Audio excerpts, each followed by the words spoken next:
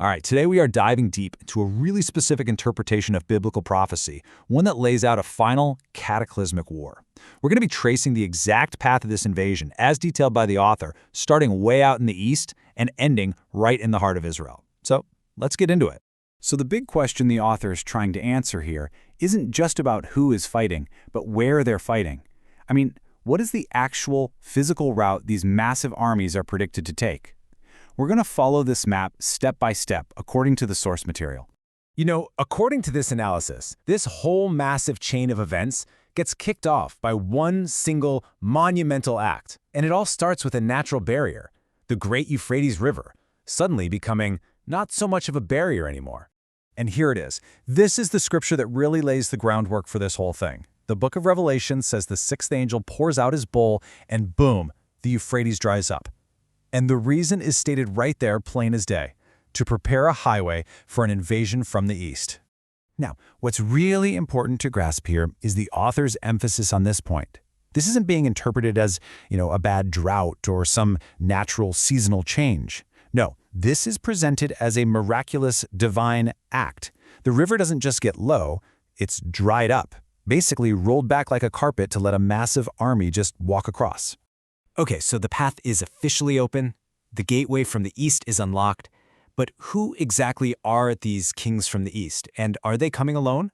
Well, the author pulls together several prophecies to identify a huge multinational coalition that's going to form this invading army. So when the author combines the scriptures from Ezekiel and Revelation, you get this picture of a massive alliance. You've got Persia, which is modern-day Iran. You've got forces from Libya and Kush in North and Central Africa. And leading this whole coalition is a mysterious figure named Gog from the land of Magog, who seems to be the one heading up these kings from the east. Now let's talk about Gog and Magog. These terms have been debated for, centuries, but the author here has a very specific take. They are linking this prophetic entity directly to a historical force, the Mongol hordes under Genghis Khan. It's a really unique and frankly crucial piece of this particular interpretation. All right, so the gate is open and the armies are on the move. The focus now shifts dramatically to the west. Their destination is crystal clear, the land of Israel. And the author maps out a very specific invasion route inside the country itself. This slide basically lays out the whole game plan. After they cross the now dry Euphrates, these armies push west. Their first big meeting point is a place called Armageddon. Think of it as a staging ground. From there, they advance to their final objective, the Valley of Jehoshaphat. This is a direct thrust right into the heart of Israel. Let's just define this first key spot. Armageddon, it's not just some buzzword for the end of the world in this context, it's a real place. The author pinpoints it as the plains around Megiddo, which has been a strategic military spot for thousands of years in central Israel. This is the rendezvous point for this massive invading force. And this right here really illustrates the author's main point about the geography of all this. This isn't some distant war fought somewhere else in the Middle East. No, the entire theater of war, from the initial gathering to the final showdown, is prophesied to happen right there, on the mountains and in the valleys of Israel. So you have to ask yourself, why? Why gather all these powerful armies in one place? Well, according to the prophet Joel, this isn't just about human military strategy. It's actually a divine summons. These invading forces are being drawn to this final spot for a completely different reason. This passage from Joel just flips the whole script. The author points out that while all these kings and their armies think they're carrying out their brilliant military plan, they're actually being led to a specific location for divine judgment. It's like God is orchestrating their movements for his own purpose. So where is this final destination? The Valley of Jehoshaphat, which literally means Yahweh has judged, is traditionally identified as the Kidron Valley. And if you know your geography, that places this final battle and judgment right on the eastern doorstep of Jerusalem itself. So when you piece all of this together, the author paints a picture of this incredible path of conflict.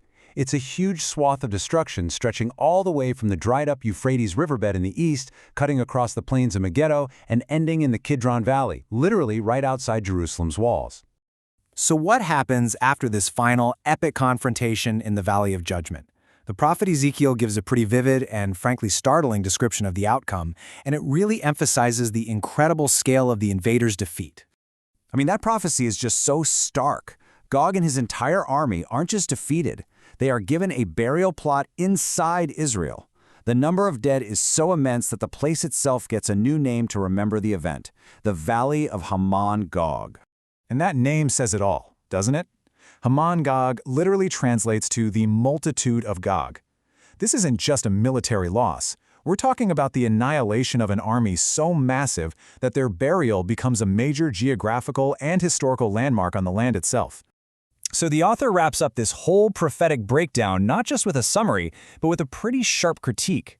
It's aimed at certain modern theological ideas, suggesting that they might actually leave people unprepared for, or even blind to, this entire sequence of events.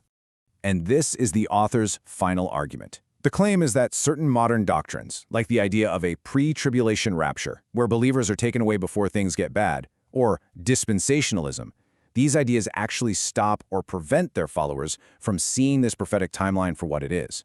It's a direct challenge to some other very popular views out there. And that really brings us to the end of this deep dive. The author has laid out a clear, geographically focused timeline of events from their perspective, and it leaves us with a really powerful question to think about. No matter what your specific interpretation is, how does the study of prophecy, these ancient visions of what's to come, actually shape what people believe and how they see the world around them today? It's definitely something to chew on. Thanks for joining me.